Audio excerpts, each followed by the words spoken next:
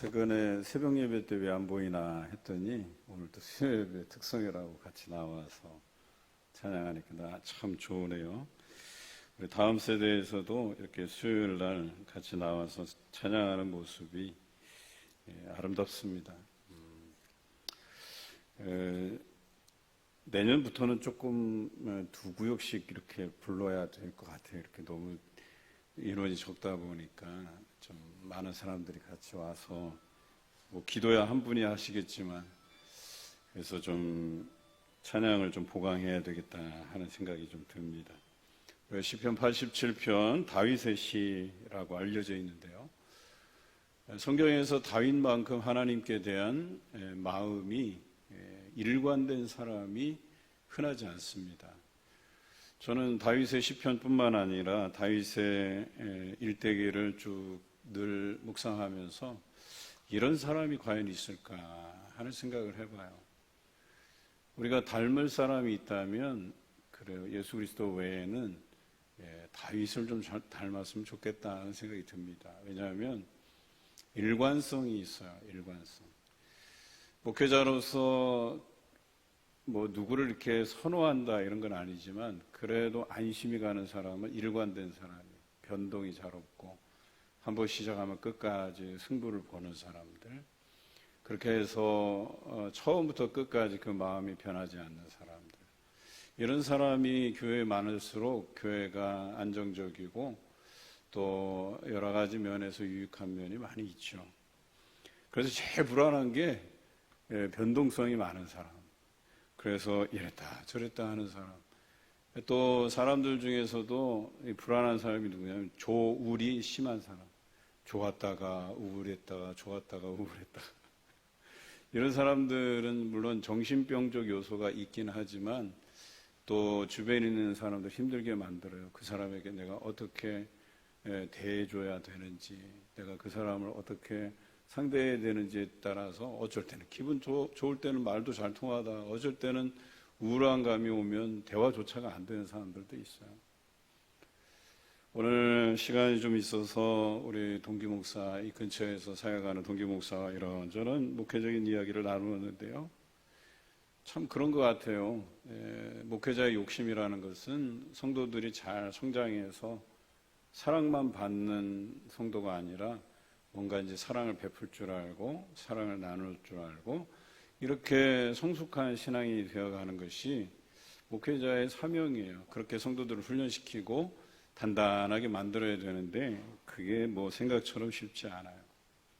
하나님의 입장에서도 마찬가지예요. 하나님을 일관되게 찬송하고 하나님을 두려워하고 그 앞에서 자신의 욕심보다는 하나님의 이름을 나타내려 하는 사람이 하나님이 쓰실 만한 사람이고, 오늘 시편에 드러나 있듯이 그런 일관된 사람, 하나님만 의지하면서 하나님께 기도하는 사람을 하나님의 인자를 베푸신다 그랬어요. 그를 사랑하신다고 이야기하고 있습니다.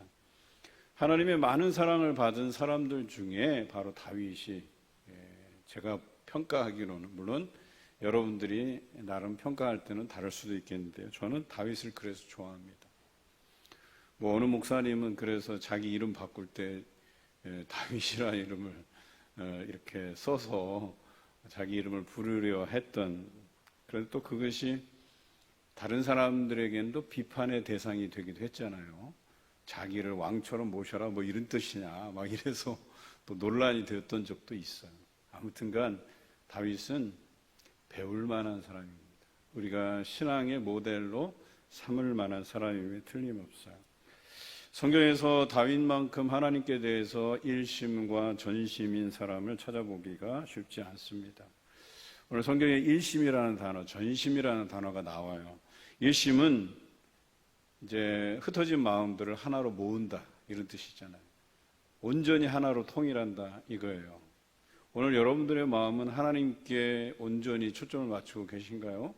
아니면 집에다가 나오면서 내가 집에 가스불을 켜놨는지 꺼놨는지, 아니면 집에 아랫목에다 잘 익어가는 홍시나 생각하면서 빨리 끝나면 가서 홍시나 하나 까먹어야지 이런 생각 가지고 오신 분은 없을 거예요. 뭔가 우리가 예배에 나왔다는 것은 이 예배 안에서 우리 하나님을 인격적으로 만나고 또 예수 그리스도를 통해서 주신 말씀들을 우리가 듣고 오늘 이 시편에 의하면 행하고자, 그리고 그 행함 가운데 역사하신 그 하나님을 우리가 경험하고 그 하나님을 우리가 얼마나 찬양하는지를 날마다 도전받고 나의 삶 안에서 그 하나님을 날마다 찬송하고 나를 통해서 드러난 그 하나님께 다른 사람들이 영광을 드리게 하는 그런 삶에 우리의 고민이 있다면, 걱정이 있다면 제가 볼 때는 굉장히 성숙한 믿음을 가진 사람이라고 할 수 있겠죠. 그런데 여기서는 예배 드리는 척, 그냥 믿음이 좋은 척 하다가 삶의 자리에 가서는 믿음이 없는 사람처럼 생활하고, 야, 저 사람이 예수 믿는 사람이야, 그러면 나 같은 사람도 야, 예수 믿는 사람이 할 수 있겠다 할 만한 사회적인 지탄을 받는 사람이라고 한다면 일심과 전심으로 하나님 앞에 예배드린다, 고백한다 할 수가 없겠죠. 또 전심이라고 하는 것은 마음의 모든 것을 말해요. 그러니까 다윗은 자신의 모든 것을 다 드린 거예요, 하나님 앞에. 그의 마음이 흩어지지 않게 하나로 모아서 하나님께 집중했을 뿐만 아니라 자신 안에 딴 마음 품지 않고 모든 것, 나의 모든 것 전부를 하나님께 드렸다라고 하는 것이죠. 다윗이 하나님을 대하는 태도를 이 두 단어에서 찾을 수 있는 거예요. 내가 일심으로, 내가 전심으로 하나님의 말씀을 듣고 그 말씀대로 행하고, 또 전심으로 하나님을 찬양하고, 이 두 가지가 다윗이 하나님 앞에 일관되게 행했던 행위였다라고 하는 것이죠. 그런데 8절부터 10절까지가 다윗이 왜 하나님을 그렇게 일심과 전심으로 그 말씀의 가르침을 듣고 행하고 또 전심으로 하나님만 찬송했을까, 그 이유에 대해서 잘 나타내주고 있어요. 8절에 이렇게 고백하고 있죠. 주여, 신들 중에 주와 같은 자 없사오며. 그가 지금까지 경험해온 삶에서 하나님 같은 분이 없다는 거예요. 다시 없다는 거예요. 그분만한 내 인생에서 뿐만 아니라 모든 사람 앞에서 하나님만한 분이 없다라고 고백하고 있어요. 그 이유에 대해서는 이렇게 또 고백하죠. 주여, 주의 행하심과 같은 일도 없나이다라고 표현하고 있어요. 그러니까 하나님께서 뭔가 행하셨는데 그같이 행하는 분이 없으시다고 고백하고 있어요. 그러니까 다윗의 고백은 일관돼요. 하나님 같은 분이 없는데 그 타당한 이유가 뭐냐면 하나님께서 행하신 그 기이한 일들 때문이라고 고백하고 있어요. 그런데 자신만이 하나님의 행하신 일들을 알고 기이하다고 평가하는 게 아니라 9절에 이렇게 표현되어 있어요. 주께서 지으신 모든 민족이 와서 주의 앞에 경배하며 주의 이름의 영광을 돌리리이다 그랬어요. 자신이 고백하는 그 하나님이 그와 같은 분이 없는데, 그 이유는 그와 같이 기이한 일을 행하신 분이 없기 때문에, 그 놀라운 일들을 행하신 분이 없기 때문에. 그런데 나만 그렇게 생각하는 게 아니라 주께서 지으신 모든 백성들이, 모든 나라들이 그렇게 생각하고 하나님을 경배하고 하나님의 이름에 영광을 올려드린다고 고백하고 있어요. 그리고 다시 10절에 와서는 이 고백을 반복하고 있어요. 주는 위대하사 기이한 일들을 행하시오니 라고 고백하고 있고, 재차 강조해서 마무리를 8절의 시작처럼 주만이 하나님이시니이다 이렇게 고백하고 있어요. 그래서 이 8, 9, 10절이 굉장히 시적인 문장을 가지고 있어요. 먼저 하나님밖에 없다. 그렇게 된 이유가 하나님은 놀라운 일을 행하시기 때문에. 그런데 나만 그렇게 여기는 게 아니라 모든 사람이 하나님께 경배하고 그의 이름을 찬송한다. 또 다시 그가 그렇게 칭송을 받는 이유는 그가 기이한 일을 행하셨기 때문이다. 그리고 결론으로 내려와서 다시 한번 주는 하나님이시니이다 이렇게 고백하고 있는 거예요. 여러분, 이렇게 세련된 문장이 시편에 자주 등장하는데 하나님 이름을 칭송하고 그 밑에 왜 그분이 칭송을 받아야 되는지, 나만 칭송을 하니까 모든 백성들이 다 칭송하고, 다시 한번 그 이유에 대해서 그분이 놀라운 일을 행하셨기 때문에, 그래서 결론적으로 그분은 우리의 하나님이십니다 라고 고백하고 있는 거예요. 저는 여러분들의 살아가면서 인생의 고백이 이와 같으면 좋겠어요. 아주 세련되게 우리 하나님밖에 없으셔. 나에게 이런 놀라운 일들을 경험케 하셨는데 나만 아니라 내 주변에 있는 모든 사람에게 우리 하나님 이런 분이야 라고 나타나셨어. 그런 하나님께서 나만 아니라 다른 사람에게도 이런 기이한 일들을 행하셨어. 그래서 우리 인생에서는 하나님 한 분뿐이야 라고 우리의 기승전결 이 모든 것이 다 하나님께 이렇게 집중되어 있어야 된다는 거예요. 다윗은 이것에 대해서 전혀 의심이 없었어요. 그래서 모든 민족이 하나님께 영광을 올릴 만한 그 하나님을 자신이 날마다 찬양하고 있음을 고백하고 있어요. 이런 하나님에 대한 다윗의 마음을 전제하고 이 시편을 보면 굉장히 시편이 쉬워져 이해하기가. 여러분 이런 신앙이 한번 나에게 자리 잡으면요, 나의 조건 환경에 상관없이 하나님만 바라보게 돼 있어요. 흔들림이 없다는 거죠. 큰 문제건 작은 문제건 좋을 때건 나쁜 때건 상관없이 하나님 앞에 일관된 믿음을 보일 수 있다는 거예요. 이런 고백이 있다면 오늘 여러분들의 고백은 어떠하십니까? 정말 하나님밖에 없으십니까? 여러분 인생에 나는 하나님만 바라보고 주구장창 살아간다고 그렇게 고백하실 만 하십니까? 뿐만 아니라 여러분이 고백드리는 그 하나님, 그런 여러분이 경험하는 그 하나님이 내 주변 모든 사람에게 동일하게 경험되고 있다는 것을 고백드릴 수 있으십니까? 이것이야말로 여러분의 믿음이라고 할 수 있는 것이에요. 다윗은 그런 믿음을 가졌어요. 자, 그런 상황에서 오늘 1절을 한번 고백합니다. 여호와여 나는 가난하고 궁핍하오니 그랬어요.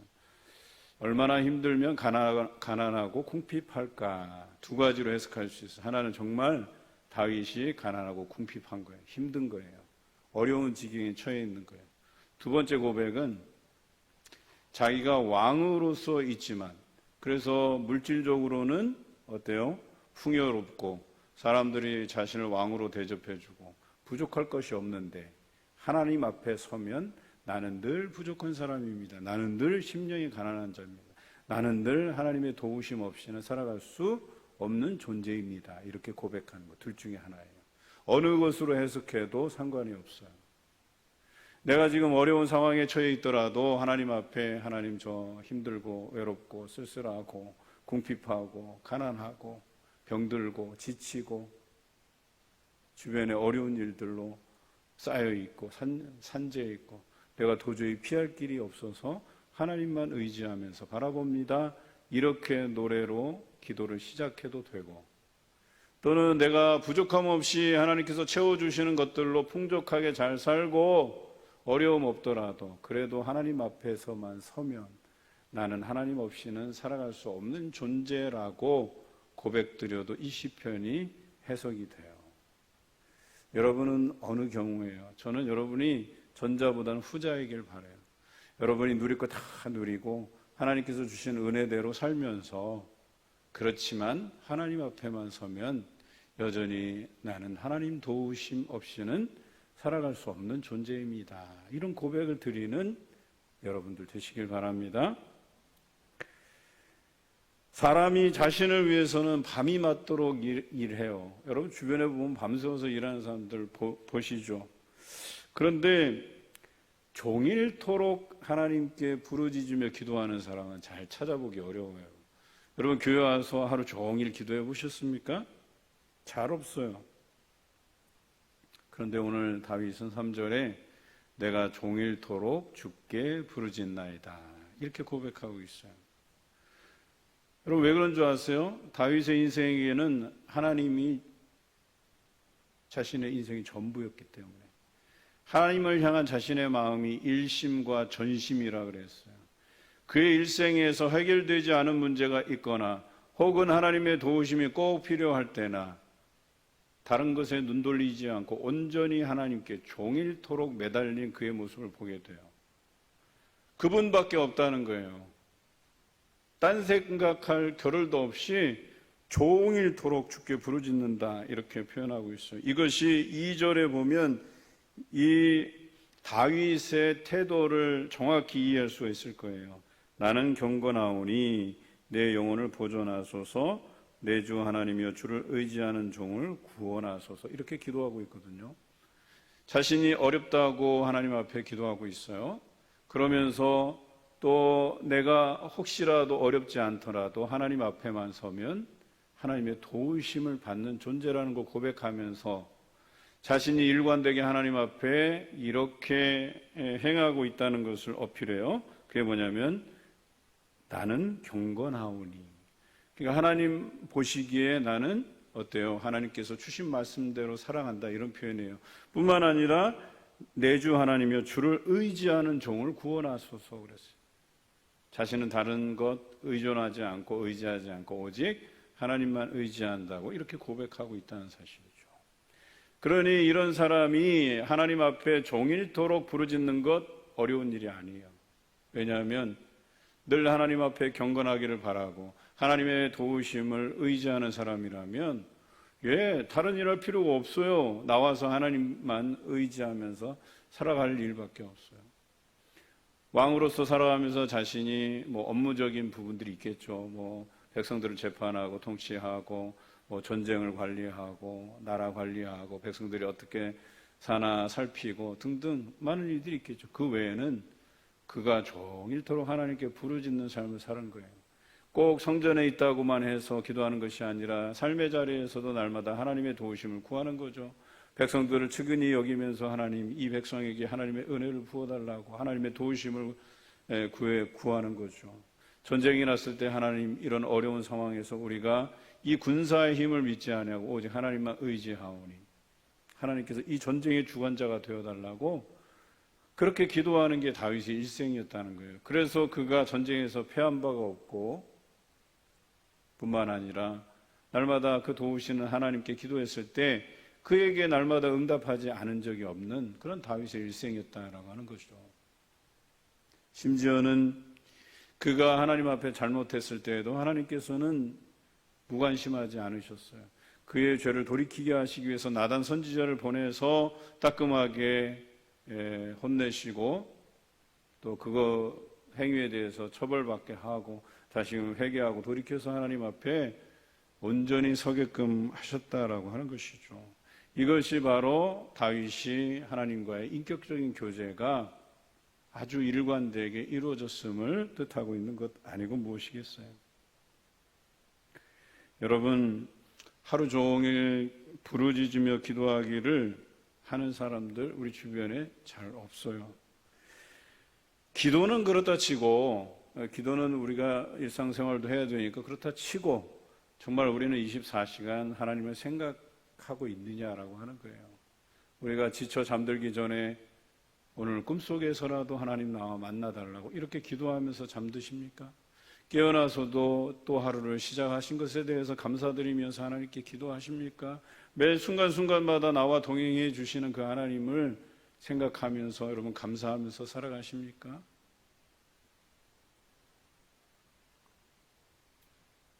오늘 목사님 이야기가 그래요. 자기가 이제 과외도 좀 하고 그래서 학원에서 좀 가르치면서 돈도 좀 많이 벌었나 봐요.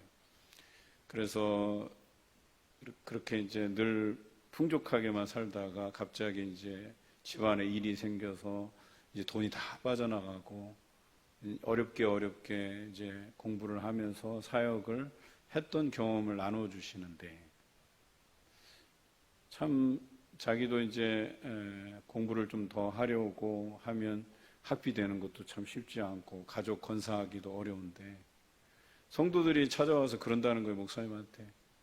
목사님 주변에 어려운 사람들 한 명만 추천해 달라고 제가 좀 장학금을 좀 주고 싶다고. 그 속으로는 내가 당장 어려운데 나는 안 보이고 꼭 나한테 다른 사람 추천해 달라고. 그렇다고 해서 내가 어렵다고 해서 그분한테 제가 어렵습니다. 저한테 좀 주시죠. 이렇게 말하기도 좀 그렇고. 그래서 늘 그런 예가 한두 번이 아니라는 거. 어떤 사람은 우리 구역에서 좀 어려운 사람이 있으면 제가 좀 돕고 싶은데 그러면 속으로 제가 내가 힘든데 지금. 그런데 어느 날 새벽에 기도하고 다 눈을 떠보는데 여기 앞에 봉투가 이렇게 두툼하게 있더래요. 그냥 한눈에 봐도 한 100장 정도 들었겠구나. 그래갖고 막 설레는 마음으로 다 봉투를 다 열어보는데 이 끝부분이 하얗대요. 그래서 설마 이게 수표인가? 꺼내봤더니 신권 1,000원짜리 100장이 들어가 있더래요. 그래서 다소 실망은 했는데 이분이 이게 너무 귀해갖고 쓰질 못하고, 왜냐하면 내가 그토록 하나님 앞에 나도 힘든데 그래도 다른 사람이 더 힘들 거 생각하고 이 사람 추천하고 저 사람 추천하다가 어느 날 내게 주어진 다 그걸 보면서 이게 너무 감사해갖고 담임 목사가 되셨는데도 지금도 그걸 갖고 있어. 1,000원짜리 100장 그게 담긴 봉투를 가지고 이것이 이렇게 내 마음을 헤아려 주시니까 하나님의 응답이라고 생각하니까 그걸 계속해서 쓰지 않고 이렇게 보관해 놓으셨다고 해요. 여러분, 오늘 성경의 다윗이 어떻게 고백하고 있냐면 그가 종일토록 하나님께 부르짖는 그 이유를 어떻게 할 수 있냐. 5절에 이렇게 되어 있어요. 주께 부르짖는 자에게 인자함이 후하심이니이다. 주께 부르짖는 자에게 인자하심이 후하시다, 이렇게 기록하고 있어요. 하나님께 부르짖는 사람들에게는 하나님께서 사랑을 보여주신다는 거예요. 이 목사님도 늘 자신의 어려운 형편이 있음에도 불구하고 다른 사람을 먼저 배려하고 그러다가 1,000원짜리 100장을 만났는데 이게 얼마나 귀한지. 액수를 떠나서 그 액수에는 어떤 위로를 받았냐면 그래도 하나님께서 내가 견딜만 하시니까 이 정도로 주셨나 보다, 이렇게 받은 거예요. 그런데 어때요? 누가 자기가 생각지도 못한 그런 일들이 그분 앞에 다가온 것처럼, 여러분, 이런 거 외에도요, 우리가 하나님 앞에 부르짖고 기도할 때 우리가 전혀 상상하지 못한 그러한 일들로 하나님께서 우리를 사랑하고 계심을, 나를 사랑하고 계심을 후하게 보여주신다라고 하는 것이에요. 이것에 대해서 다윗이 고백하고 있어요. 다윗은 이것에 대해서 확신했어요. 또 7절에 이렇게 기록되어 있죠. 주께 부르짖으리니 주께서 내게 응답하시리이다. 하나님 앞에 종일토록 기도하면 하나님께서 나에게 사랑을 보여주시고 내게 응답해 주신다라고 하는 이 사실을 다윗은 확신했다는 거예요. 이 확신이 있기 때문에 종일토록 부르짖고 기도할 수 있었다는 거예요. 지금까지 그래왔고 지금 어려운 현실 안에서도 또 이렇게 부르짖고 기도하면, 또 일심과 전심으로 기도하면 하나님께서 응답해 주실 줄로 믿었다라고 하는 것이죠. 그래서 가난하고 궁핍하지만 하나님께서 내 기도 들어주실 줄로 믿습니다 하고 기도하는 것 아니겠습니까?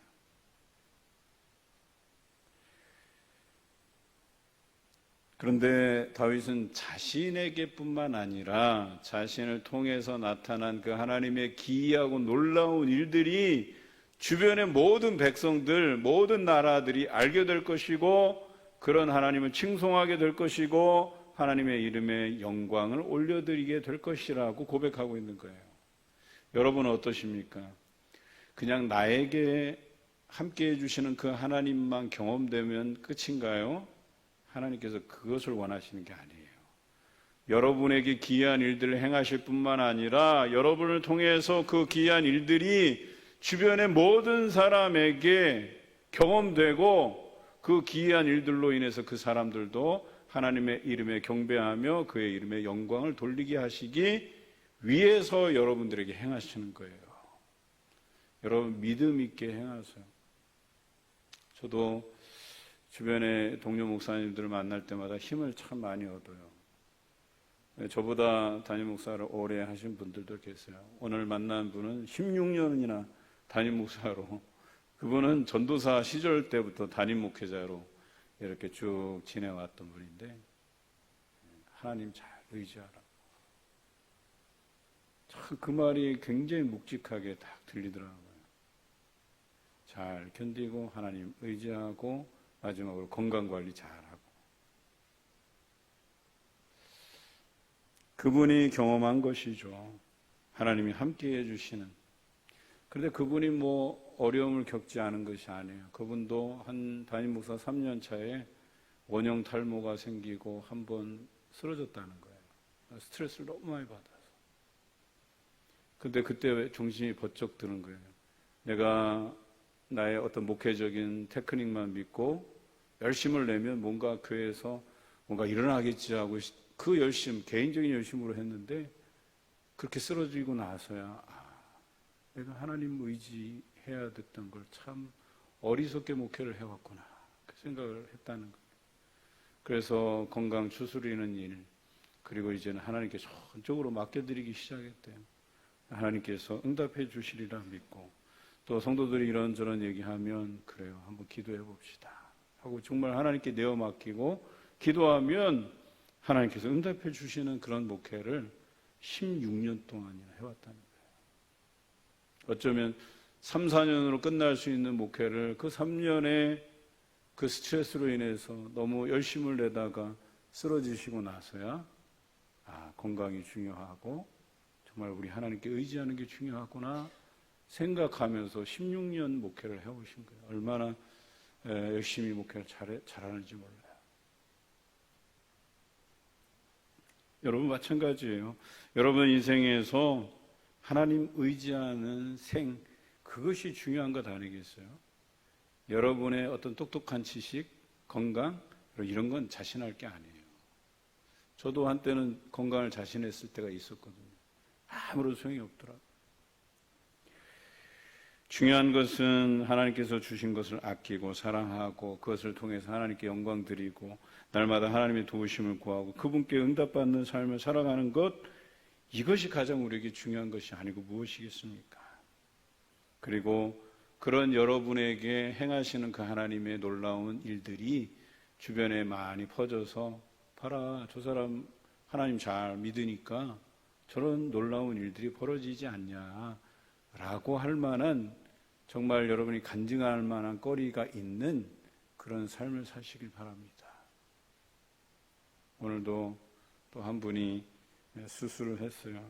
암 초기이기는 하지만 그래도 적지 않은 수술이에요. 들어가서 예상 시간보다 더 지체가 되고, 그래서 중간에 한번 통화를 했는데 걱정이 좀 되시는 것 같아요. 그래도 걱정하지 마시고 우리 성도들이 함께 기도하니까 하나님의 응답하심을 믿고 기다리자고. 수술 잘 됐대요. 의사가 얘기하기로는. 여러분, 모든 일에 우리 인간적인 걱정으로 해결될 일은 없어요. 하나님께 맡겨드려야 돼요. 그리고 하나님께서 응답해 주실 줄로 믿고 살아가는 인생, 그런 인생 살아가시길 바랍니다.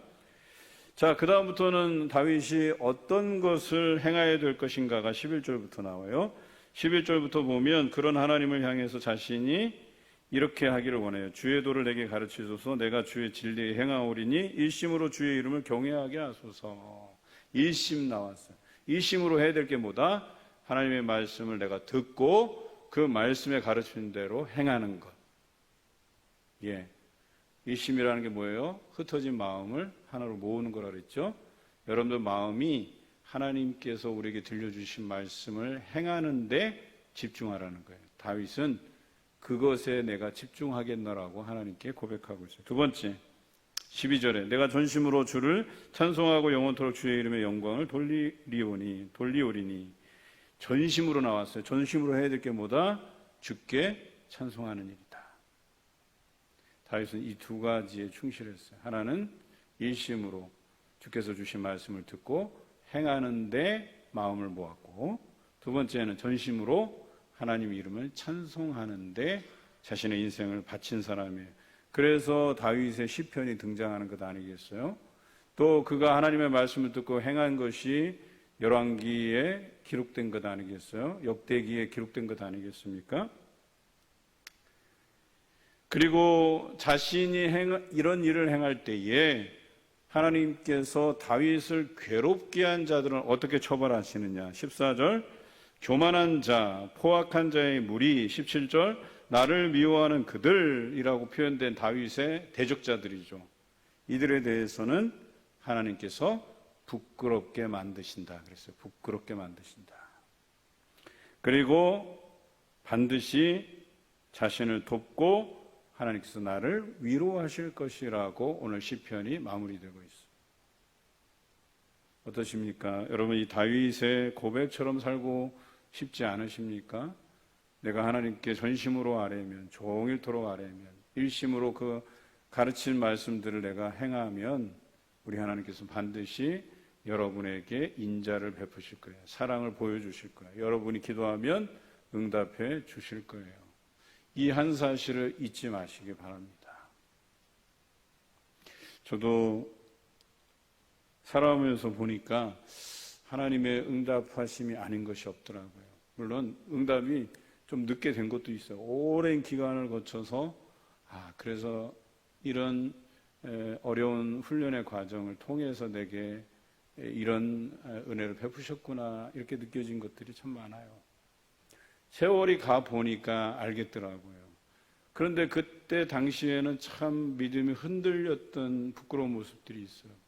그런데 다윗은 그렇지 않았다는 거예요. 다윗은 어렵든지 어렵지 않든지 굉장히 일관되게 내가 주께 경건을 행하오며 하나님을 의지합니다라고 고백하면서 그런 이유로만으로도 하나님께서 나를 도우실 만한 가치가 있습니다. 이렇게 어필한 거예요. 그런데 우리 삶은 엉터리같이 살아놓고 꼭 어려울 때만 하나님 찾아와서 하나님께 손 벌리고 기도하고 이건 아니잖아요. 여러분, 적어도 하나님께서 여러분에게 기도에 응답할 만한 가치 있는 신앙생활을 하시기 바라요. 오늘 다윗처럼 일심으로 그분의 말씀을 듣고 행하세요. 전심으로 날마다 하나님의 이름을 높이세요. 적어도 이것을 하고서야 다윗과 같은 고백이 있어야 되는 것 아니겠어요? 하나님, 내가 전심으로 하나님께 구하오니 나를 좀 구원해 달라고, 나를 좀 도와달라고, 나에게 하나님의 인자를 좀 나타내 달라고.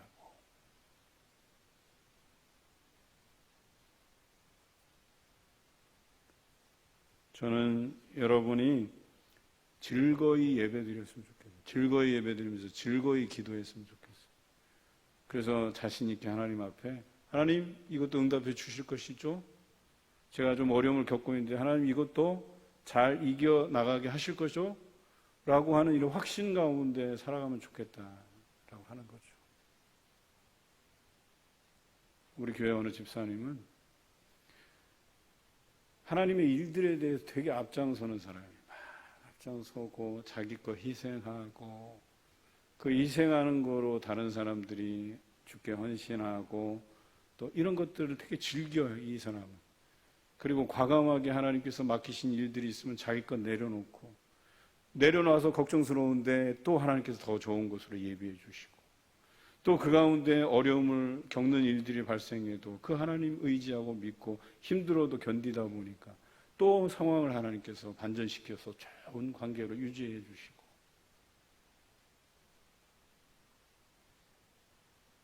그런 성도를 바라보는 목회자는 얼마나 행복한 목회자예요. 저는 2년여를 이렇게 목회하면서 행복한 기억들이 참 많아요. 그 성도 한 분 한 분에게 하나님께서 역사해 주시고 계시는구나 라고 하는 걸 제가 경험할 때마다 제 안에 감사가 넘쳐나는 거예요. 그 사람 한 심령이 이렇게 변화되고 하나님 앞에 성숙한 신앙인으로 서갈 때 그것으로 만족하는 거거든요. 목사를 추종하고 목사님 이야기 잘 들어서 목사님 지지하고 이런 거 제가 솔직하게 말씀드릴게요. 저 그런 거 별로 바라지 않아요. 그냥 여러분들이 말씀에 잘 충실히 따라서 하나님 잘 섬기고 하나님께서 맡기신 일도 잘 감당하고 여러분이 날마다 하나님께서 베풀어 주신 그 인자와 그 공일로 인해서 행복하게 지내시면 좋아요. 그걸로 만족해요.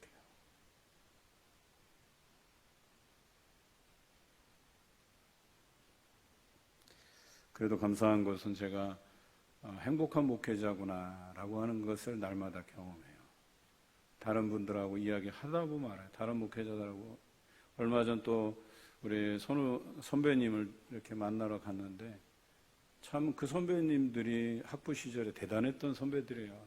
참 정말 제가 존경스러울 만한 그런 목회자들이에요. 그런데 참 제각기 그런 사역들을 감당하면서 그분들의 사역 이야기를 딱 듣고 나니까 나는 정말 감사가 부족했구나 하는 생각이 들더라니까요.